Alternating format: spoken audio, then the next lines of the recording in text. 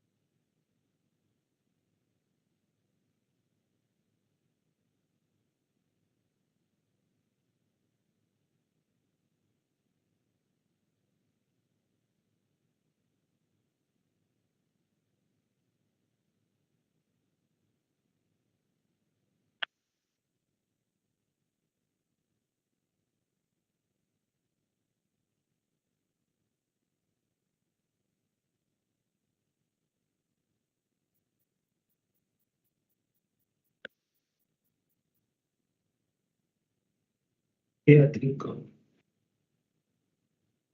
we'll start. So, good morning, everyone. Thanks for joining this morning for a webinar on green hydrogen. So, I think you might have been reading across all media newspapers that lot many companies have entered this particular uh, new technology, and governments across uh, all the countries, I think they are also incentivizing companies to enter this field, as everyone is focusing on decarbonization as a key agenda. So the structure of the webinar will be like, we'll just start up with the what's driving behind government's agenda in pushing green hydrogen. Then we look at globally what countries are doing, what are the policies, and then we look at India specific policy on green hydrogen. Then we look at a couple of slides on the unit economics, because as investors, I think apart from uh, the sustainability point of view, I think we have to look at what's the unit economies of individual projects, and then lastly we'll end up with couple of companies which are present in the electrolyzer space globally, and we look at what kind of margins they are doing and what they are guiding. So broadly, that will be the flow of the webinar today. So let me start up with the first slide. So uh, as he mentioned, so globally, all the countries have pledged towards net zero carbon emissions. The time period may differ. So for India, has pledged that will go net zero carbon emission by 2070. But in between time, they have various intermediate targets too. So for achieving this net zero, I think the focus will be on, it will be multi-pronged agenda. So it can be promoting renewable power sources. So currently, our renewable energy capacity in India will be like upwards of 130, 140 gigawatts. So the government wants to aggressively expand the solar and wind majorly along with hydropower. And on the logistics or mobility side, government has been promoting electric vehicles via FAME 1, FAME 2, and in between, so FAME 3 is in the works. So in between, they got another intermediate policy. And in PLI, the government has got a lot of schemes that are promoting advanced battery cell chemistry technologies.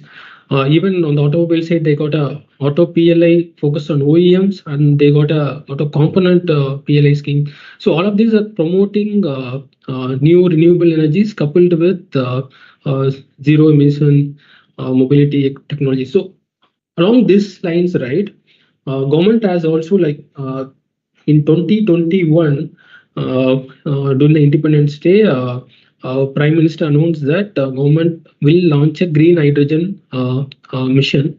So the main idea of launching the green hydrogen is that if you look at some sectors like refinery and on the fertilizer side like ammonia, so the major use for urea. So these are a couple of sectors where it's hard to reduce the emissions with the current power sources or current feedstock in terms of whatever the feedstock is getting into production of refinery and ammonia. So here, I think the government would have noticed that by using green hydrogen, they can just decarbonize this couple of major sectors.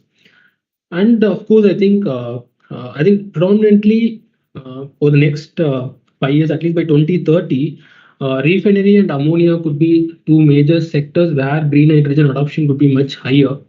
And then it will be followed by steel, and then on the mobility side, I think it will take some time because setting up infrastructure on the hydrogen dispensation and everything is a very huge task. So in terms of adoption, it will be refineries followed by ammonia will be the two focus demand areas for this particular technology.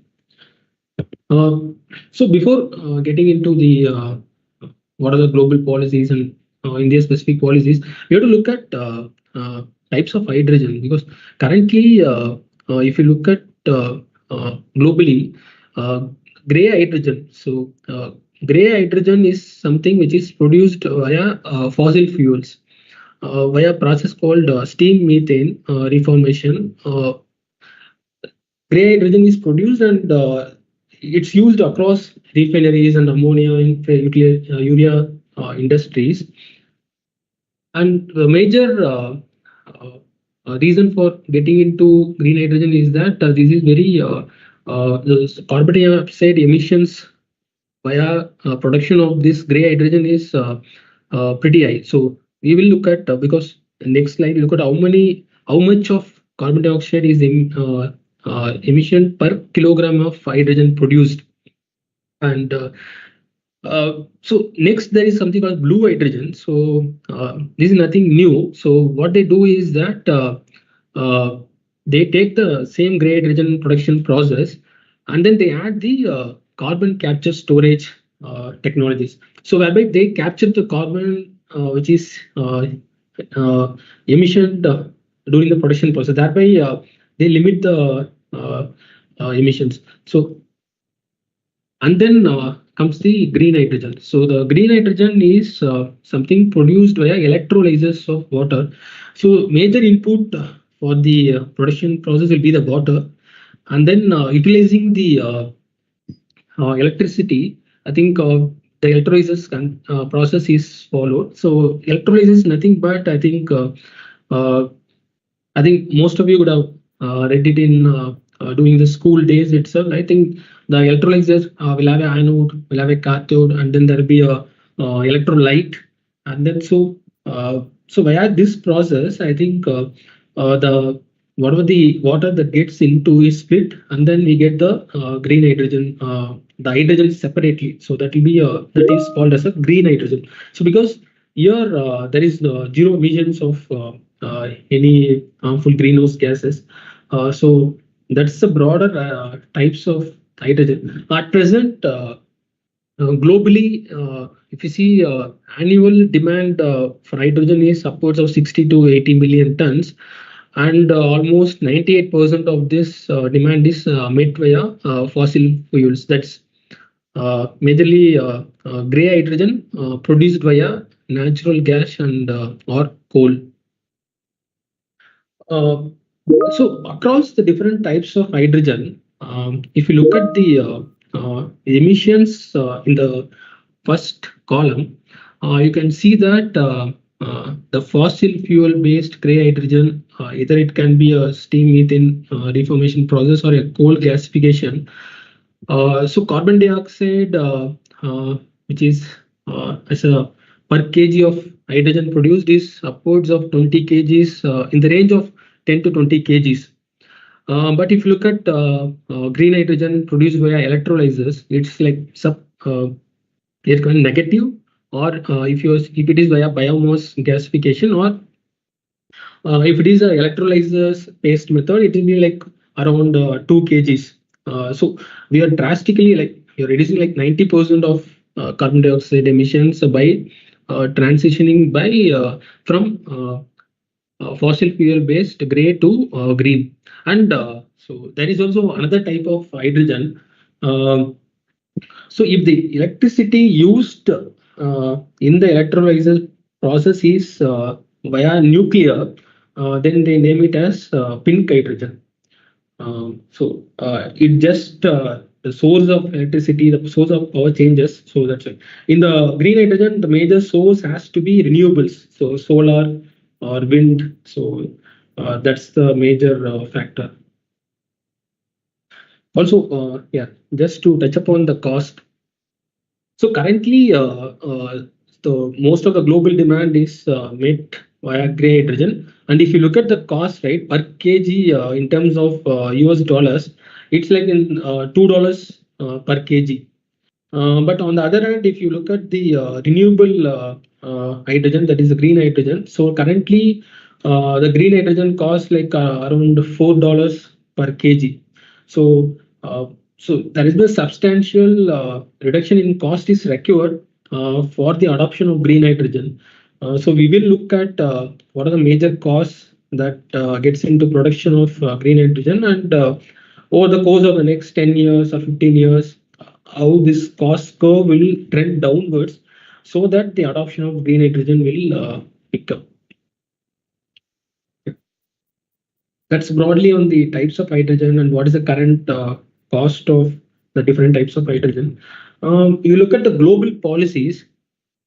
So in India, like I mentioned, we have a green hydrogen mission, and the target of the government is by 2030, the green hydrogen production should be upwards of around 5 million tons. So that's the government's target of green hydrogen production. Similar to what we have in India, globally, other countries have also fixed their own capacity in terms of green hydrogen production over the next 2030 or 2050. For example, if you take US, US has a target of producing 10 million tons of green hydrogen by 2030. And then every 10 years, I think they are almost doubling their green hydrogen production capacity. So from 10 million tons to 20 million tons by 2040, and then 50 million tons by 2050. And so similar to India, I think US also heavily incentivizing the industry. Either it can be direct subsidies on per kg of hydrogen produced, or providing various incentives for on the power transmission, etc. Uh, yeah, so this broadly, so all the governments across countries are incentivizing this technology. So we have seen a lot of new companies and existing companies in the gas space also actively exploring, and then have been investing in this space. So coming back to what could be the expected production with this major drive on the policy side.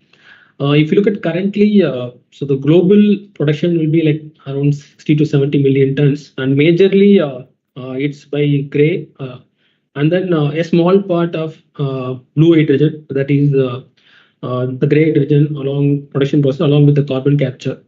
As we go about next 10, 20 years, the expectation is that the share of both blue hydrogen and green hydrogen will see a substantial increase as the green hydrogen's cost comes in line with that of the gray hydrogen. So the parity with the gray hydrogen should be there by next 10, 15 years, so that the share of green hydrogen takes a highest share among the global hydrogen production side. So this is a global production scenario that has been forecasted as per Niti Aayog. So based on this expectation, right? Suppose if we are producing close to around 150 million tons of green hydrogen over the next by 2050, assuming cost of around $1.5 per kg, the market is expected to be around 180 billion dollars. So this is a very long term. So that will be intermediate 2030 target. How will be the market? So this market size, right? It depends one on the volume of green hydrogen produced, and second on the price. So by 2030, I think price could be around $2. And as we move downwards, right, I think the per kg price has to come down. So as technology evolves, scale comes in. Along with that, the efficiency of the production process in terms of electrolyzer efficiency is expected to improve, and technology will mature. So these are the major factors that would enable the fall in per kg of green hydrogen over the years. So as far as India is concerned, we have globally seen that it's going to be a 170, $180 billion of market. As far as India is concerned, the expectation is that by 2030, 16% of the domestic hydrogen demand will be supplied via green hydrogen. And then we will go almost 94% by 2050 in terms of domestic hydrogen demand. Will have the green hydrogen will have a 94% share of the total domestic hydrogen demand. So you might have noticed a contrast, right? I think globally, even by 2050, there will be a substantial portion of blue hydrogen, but India is focusing more on the green hydrogen side, because we will look at, there are a couple of factors which enable India in a favorable position versus other countries to move to have a higher share of green hydrogen versus the blue hydrogen. And to attain this kind of share is that I think we will have to have a 20 gigawatt of electrolyzer capacity by 2030, and over long term, I think it should be like upwards of 200 gigawatt. This is the electrolyzer capacity required to produce the kind of green hydrogen that is required to have like a highest share among the local hydrogen demand. So if you want to look at in terms of market size, by 2030 it will be like $8 billion on the green hydrogen side. And this is with respect to just production of green hydrogen. And if you have to look at the size of the electrolyzer market, right, it will be around $5 billion. So the near term, or you can take a mid-term market size is $8 billion on the green hydrogen, $5 billion on the electrolyzer production market. So this is a mid-term target. Over the long term, I think, of course, as the technology scales up, we'll have a substantial market for this industry. Considering the huge scale, huge market size, I think local domestic manufacturing is the most need, because imported technologies over a long period, this could adversely impact the forex side. We will be moving from import of fossil fuels to the import of electrolyzers. So government is heavily focused on localizing the electrolyzer technology, promoting the manufacturing of electrolyzers in India itself, and we will look at many companies on the listed space, unlisted space. Startups have entered both on the electrolyzer manufacturing and on the green hydrogen production. So, like I mentioned, I think there are a couple of factors which enables India to focus just on the green hydrogen instead of just transitioning from gray to blue and then to green. I think we have focused directly on the green hydrogen. First one is that low cost renewable power. So you can, if you have been reading on the renewable side, over the last 4 or 5 years, you would have seen that there has been a drastic drop in the cost of power generated via solar and also wind. So as solar scales up, right, I think the per unit electricity cost via renewable will further go down, and we have a distinct advantage globally in terms of having lot many potential areas where solar and wind power can be tapped. So this gives an edge in terms of utilizing this renewable power generator for the hydrogen, green hydrogen production. And so there is a necessity for a country to transition from fossil fuel feedstocks to green hydrogen, because currently we know that most of these fossil fuels are imported, and there is a lot of pressure on the forex side, etc. And there is also dependency on economic security, etc. So by transitioning to green hydrogen, at least in some sectors like refinery and urea, I think government can protect these sectors from the vagaries of global volatility in fossil fuels price, along with bringing energy security. So these are some of the benefits that I think the government has looked into, and then they have started promoting the green hydrogen technology. So like I mentioned, if you look at last 15 years or so, right? So if you look at incrementally, so most of the new power generation has been in the solar side along with the wind.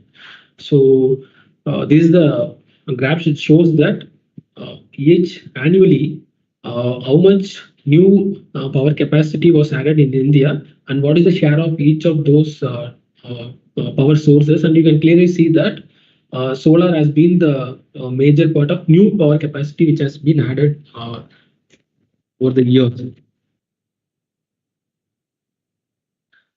And so coming to the details on the specifics of the green hydrogen mission. So like I mentioned earlier, government has set a target of 5 million tons of green hydrogen production by 2030. So if we take some haircuts, and then let's say realistic assumption will be around 3 million tons, where the domestically we can produce 3 million tons by 2030, then those 3 million tons of hydrogen production requires close to around 36 gigawatt of electrolyzer capacity. And then we should also have a close to around 75 gigawatt of renewable energy power capacity.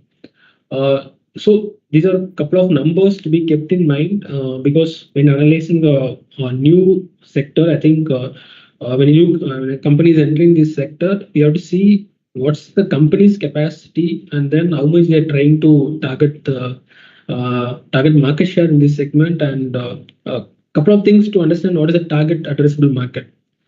And so along the lines, so the government is heavily focusing on this because by just getting into this green hydrogen of 3 to 5 million tons, there will be like a close to substantial reduction in carbon dioxide emissions, and so this could eventually support the governments in achieving the carbon emissions targets over the years. So that's, and then coming to the incentive part. So totally around close to around 20,000 crores have been allotted for this green hydrogen mission, and the major share has been of around 20,000 crores. 17,500 crores has been allocated to a program called Strategic Intervention for Green Hydrogen Transition. So it's a side program. So if you look at the breakup of the 17,000 crores, majorly around 13,000 crores is towards incentivizing the green hydrogen production. So in terms of if a company is producing green hydrogen, so on a per kg basis, I think the government is going to offer like 50 rupees of incentive. And as we go forward, right, by this incentive will reduce by 50 rupees, will go to 40 and 30. So 13,000 crore rupees has been allocated for companies which gets into manufacturing of green hydrogen, and around 4,000 crore rupees has been allotted to our electrolyzer production. So since these are very new and niche technology, currently in terms of viability of commercial production is very low, and so even the technology has to be of imported one. So in order to get to a particular scale, the government is incentivizing the industry to produce both on the electrolyzer and on the green hydrogen. So this is the breakup of the entire incentives. And getting into the implementation plan, because any new policy by the government, I think we have to take it by year and see whether the government is achieving its targets. So 2021, first time the government announced the project of green hydrogen mission, and it took them like close to around 1.5 to 2 years to get the plan ready. And then by 2023, we got the approximate plan, and then this year, 2024 end and 2025, we have seen a couple of tranches of tenders have been issued by SCCA. So SCCA has been the nodal agency for implementation of the green hydrogen. So already tranche C1 came in, I think 6 months back, and then recently, just this week, even the tranche C2 was been came in for the green hydrogen production, and we will look at what are the companies that have tendered and got allocated under this program. So going forward, I think we will see increased phase of new branches of tenders calling for both green hydrogen and electrolyzer production will be coming in, and over the course by 2027, 2028, we should be seeing production getting into commercial scale. So that's broadly the timelines which we should expect from this project. So on the tranche one, right, I think SCCA put out a tender for close to around 4 lakh tons of green hydrogen production, and here you can see that there are a couple of companies listed space like Reliance Green Hydrogen, and then we have a couple of other unlisted space also. I think they have tendered for production of green hydrogen, and so the incentive will differ. It depends upon the kind of technology that the company will be using and things like that. So it's not a fixed kind of incentive. It depends upon what kind of technology that gets into things like that. And yeah, so currently the hydrogen demand in India is close to around 5 million tons, and it's majorly split between refineries and ammonia.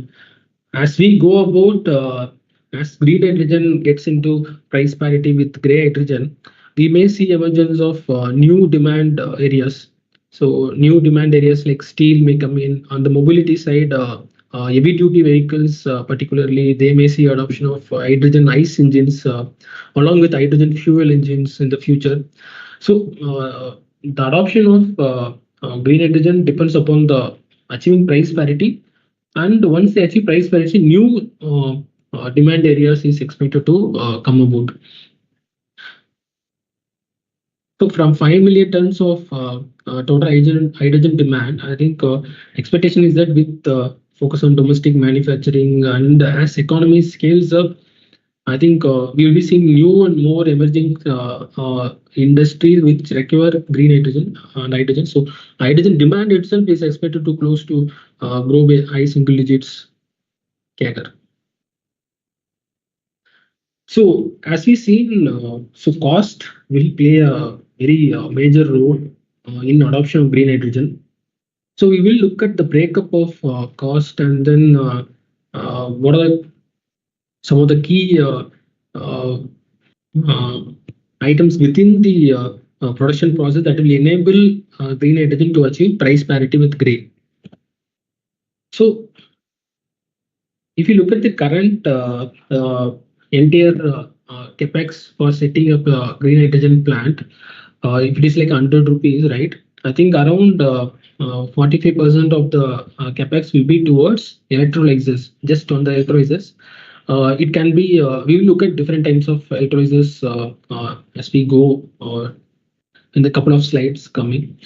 So another 55% of the capex will be towards setting up other balance of plant components, things like power supply, and then if you are going to use sea water, then we need desalination plants to get the deionized water. So we'll be having other major component will be like deionized water circulation system just to be set up. Then there'll be cost related to hydrogen processing, storage, etc. So out of the entire capex, around 45-50% will be towards just on the electrolyzer space, and another 50% will be towards balance of plant components. So that's broadly said. So here we can look at what are the opportunities that will come up company specific.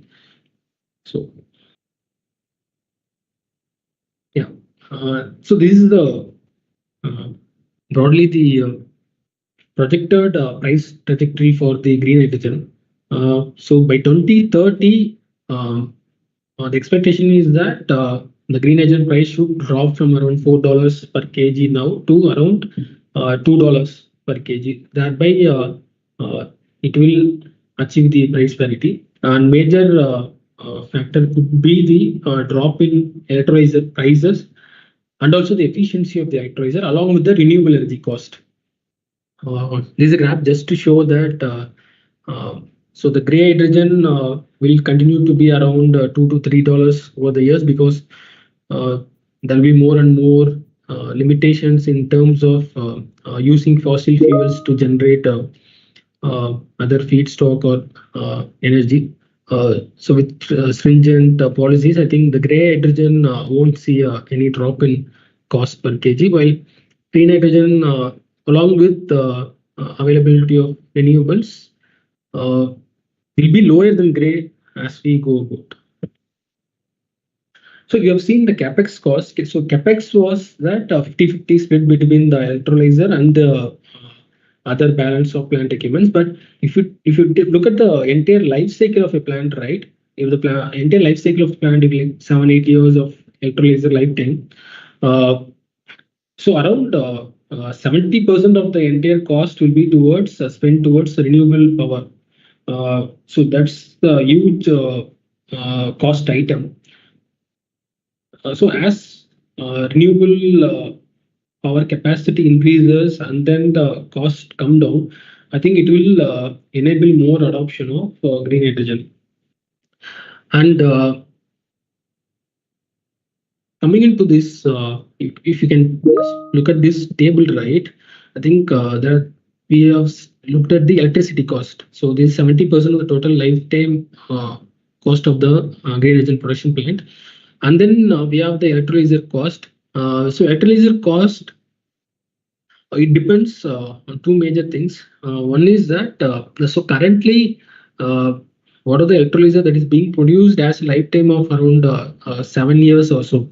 So as technology improves and scale gets in, so the lifetime of the electrolyzer has to increase. So even if it increased by 20-30%, that could uh, push down the cost of setting up the green hydrogen plant. And then on the transportation and storage, it's a very niche space because hydrogen is a very low density gas, so that uh, either it has to be liquefied or compressed, and then it has to be transported in a specialized containers or pipelines, because existing pipelines or existing containers won't be suitable, because it may hydrogen may cause a embrittlement in the existing pipelines. So it has to be seen how it can be stored and then how it can be transported. So storage and transportation is it's a very nascent stage compared to the production of green hydrogen. And so the existing use case will be like having a captive green hydrogen plant, for example, within the refineries, to use the green hydrogen generated within the refinery, or it can be a urea plant which can have its captive green hydrogen generation to utilize in the urea production process. So exporting of green hydrogen, or either it can be a green ammonia. So it requires a new infra setup on the storage side and transportation, like having a new kind of containers being should be developed. Next, yeah. So next on the electrolyzer technology. So currently, we have two major types of electrolyzer technology that is being commercialized. One is called as polymer-based PEM, and another is called alkaline. So alkaline electrolyzer has been there for last 5 decades, and it's been mostly used in other chemical industries. So in terms of commercialization, I think this technology has already been there. But for green hydrogen production, there are a couple of drawbacks if you're using alkaline technology, because alkaline electrolyzer uses the operates in the atmospheric pressure. So then we require high pressure systems to produce green hydrogen. So if you want to add high pressure alkaline, then it pushes up the cost. On other hand, we have PEM electrolyzer, which operates in the high pressure system, so that it also it is much more suited and for green hydrogen production, but the cost is very high, because the PEM electrolyzer, like if you look at the components, right, I think it has a lot of rare earth metals that gets into production producing these stacks of PEM based electrolyzers. So yeah, you mentioned, right, the use of noble materials. So these are rare earth metals that goes into that. So that pushes up the cost of producing the electrolyzer based on PEM. So currently, developed countries, startups are looking at PEM based, and China has been heavily focusing on the alkaline side, and they have. If you look at the cost, right, I think per kilowatt, if you compare PEM with alkaline, alkaline is cheaper by 30-40%. Uh, so these are two major technologies that being looked at for on the electrolyzer side. And so as I mentioned, from the current price of in terms of per kilowatt, both the technologies are expected to trend downwards in terms of cost. And coming to the unit economics, right? Uh, there are a lot many factors which are completely uncertain now because this is a very niche technology, and companies are just entering this space in setting up the plant. So we have to just, if we assume that any green hydrogen production plant is targeting 15% ROE, right? Then the plant should have a 25% EBITDA margin, and then if you look at the PAT per kg or EBITDA per kg, has to be will be around 50 and 10 rupees per kg. And so broadly, why we should look at the unit economies is that suppose if the company any new plant is being set up by a company, then we have to analyze how much of capex is being spent towards this new business, and then what kind of return potential is in that. So if a company sets up 1 million tons of green hydrogen production by 2030, on a approximate basis, we can expect that the business should generate a PAT of around 1,000 crores. So this is just a ballpark figure, just to have in mind that how to value those businesses as companies enter this technology. And on the electrolyzer side, if you look at currently none of the electrolyzer producing companies globally are profitable because these are companies which have recently entered this flight, and they are subscale in terms of capacity. Plus, they are also exploring new technologies. So the spend on R&D has been very high. So on a P&L basis, the operating margin is continues to be negative, and they are heavily bleeding in terms of numbers. So if you want to assume by 2030 or at least by 2035, if the market stabilizes, then to get a ROE of around, like I mentioned, like 15-16% ROE, then the electrolyzer manufacturer should have a at least a gross margin between 25 to 30%. So that would enable them to have a PAT of around $5 per kilowatt. So by assuming $5 PAT per kilowatt, then the company which has the capacity to produce 1 gigawatt of electrolyzer will have a PAT of around 40 crores. So that's broadly on the unit economics in terms of electrolyzer and green hydrogen. Challenges, it's broadly on the demand side. So if price is not coming down with that of gray hydrogen, price parity is not achieved, then obviously none of the existing users of hydrogen will adopt to green hydrogen because the price is current price are like 100% premium to gray. So none of the user industries will be inclined to use green hydrogen. So that's first challenge.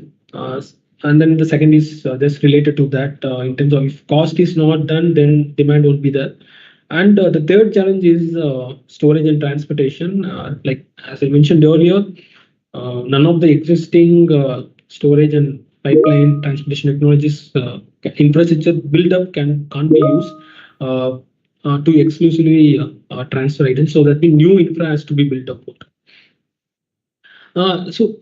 For the solutions to each of the challenges is that either the government has already incentivized production of green hydrogen and then electrolyzer, and government can come about setting up the mandate for each of the existing user industries like refineries, ammonia, to use set a mandate that a particular amount of hydrogen used should be green. So government can set up the mandates, and then via reducing the energy tariffs, right? I think they can bring down the cost in terms of production. And with respect to storage and transportation, initially, so the green hydrogen plant can be set up within the refinery clusters or urea clusters, thereby the both the production and the usage can be very localized. So these are a couple of solutions that can be looked at. And so we'll end the presentation with looking at a couple of globally how the companies are doing on the electrolyzer side.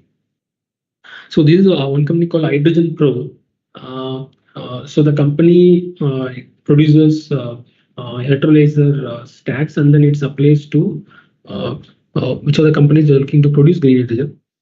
So if you look at the numbers, right? So the main idea is to get see financially how these companies are performing as of now. So if you look at as of last financial year and even the latest quarter, I think they are still in the loss-making mode, and because uh, either the thing is that they are still yet to achieve a substantial scale in terms of production, and coupled with heavy spend on heavy investments being spent both on R&D and also setting up a huge capex to produce electrolyzers. And, this is another company, ITM. And even here, you can see that as of last financial year, the company has incurred loss at the EBITDA level, at the operating level. And even so, they broadly expectation from the management is that over the next 3-4 years, as they stabilize the technology, they should see a much substantial improvement on the P&L side. So broadly, a couple of companies just to explore where they are on the financials. So that's broadly done with the presentation. So this just the guidance. Yeah. Thanks. I think I'll complete the presentation, and if you have any questions, then I shall be happy to take.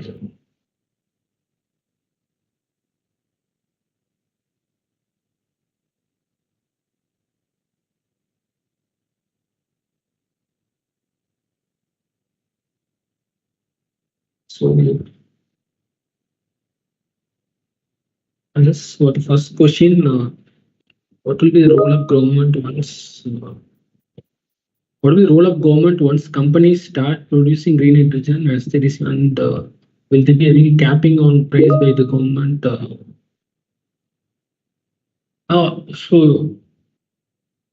So currently, I think we are yet to reach a stage where the government will cap the price on green hydrogen because currently the cost of production is at higher level versus to the existing technologies. So the government is looking to bring down the cost. So I think it will only the technology matures, and then if they want to adopt green hydrogen, then only I think the government will be looking at capping the prices. How would thermal power plant look at green? So for green hydrogen, if uh, the power source has to be renewable, it has to be either solar, wind, hydro. So by using thermal power, and then it won't be categorized as a green hydrogen. Either the power source has to be wind, solar, or even nuclear. So, and the other question is on should we start studying and tracking the new energy mutual funds being offered? So new energy or the renewable energy side, there has been substantial potential market expansion going forward. That's why I have touched upon on the unit economics.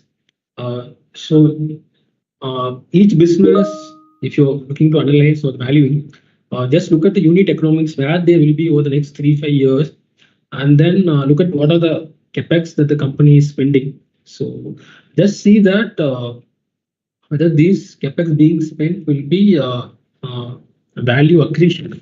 So that's how you need to start studying. I suppose we have to start studying and tracking because this market will see more traction going forward, and it will offer a lot of new opportunities on the entire supply chain. Right from start of electrolyzer production can be new, but we have if you look at entire capex, 50% of the capex is towards balance of plant components, which includes power electronics, setting up desalination plants. So these are technologies the companies are already present now. So these companies, if they're getting into this space, I think it will be very interesting to study those companies. What are the promising hydrogen plants in India? Yes, so lot many large companies like L&T, Reliance, Adani, all of them have entered this space because one of the reason is that suppose if the company is into the refinery space, it makes them logical to set up their own green hydrogen infrastructure. So that by so they got a already own demand for them. So any refinery companies, even the oil marketing companies, I think they are actively looking to expand in this space because they have their own captive needs of green hydrogen.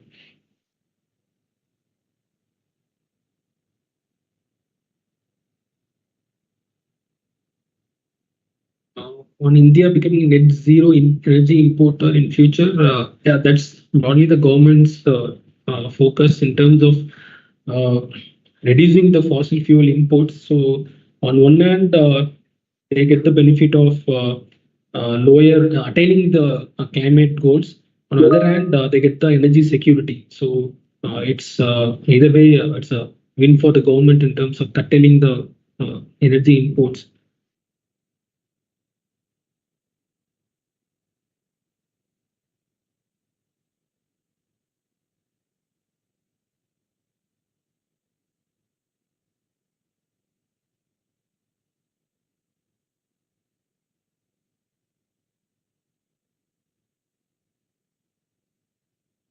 So, if you have any questions, you can just post it.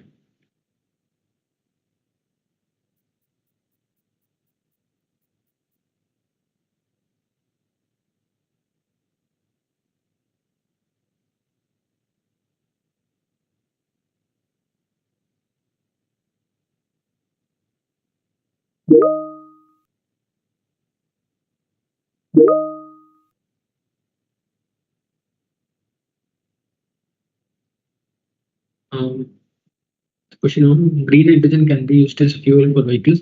Yes. Uh, so currently, uh, companies are exploring to have a currenting hydrogen-based ICE.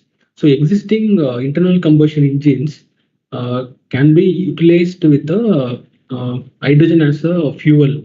So we have seen, especially on the heavy duty side. So for the trucks and the buses, I think utilizing green hydrogen as a fuel is being explored, and already we have Reliance tying up with Ashok Leyland to just exploring on the proof of concept basis on the heavy duty side. Even companies, major big automotive component companies are also looking at getting this technology on the IC because internal combustion engine is existing technology. So there won't be any major changes with respect to on the platform side, but just on the fuel side, they have to see how it can be utilized. So this will be much better versus the hydrogen fuel cells. Uh, so initially, heavy duty trucks or buses can start up with hydrogen ICE as a powertrain, and then they may move towards hydrogen fuel cells because hydrogen fuel cells are much more costlier and also less efficient than the EVs. Another question, is it too early about green energy or is it right? And I think the technology is very in the initial stages of adoption. I think it. So main idea of studying this new technologies is that we get uh, used to this new metrics and what's happening in this field, so that as and when we see that there is a good opportunity that comes about, we know about the entire business side, right? We know what are the news that goes into this business, so we know about what are various cost items, where they will be going. So it's very appropriate time to start exploring and study this sector and then see what the companies are doing. And then once the scale comes about and then the adoption increases, then uh, we'll have a good view on this sector. So it's good time to start learning what is that.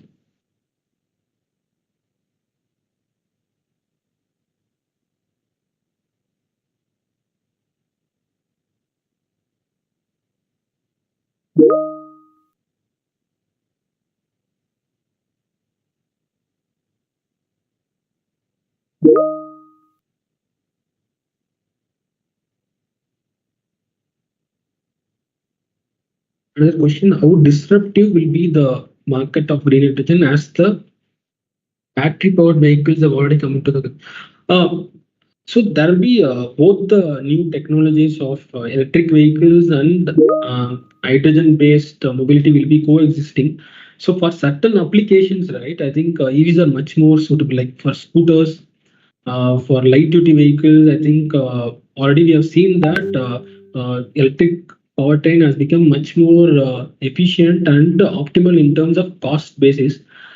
While applications on the heavy duty side, long distance trucking, or on the intercity passenger transport on the buses side, there will be more of a hydrogen based powertrain. So both the EV electric powertrain and hydrogen powertrain is expected to be coexist.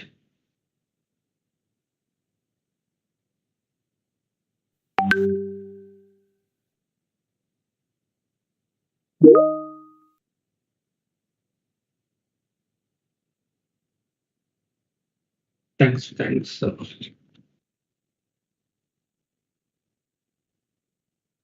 Okay. So if we don't have any questions, I think I can close the webinar. And thanks everyone for joining for on a Saturday morning to learn about hydrogen. So again, yeah, thank you. Yeah, bye.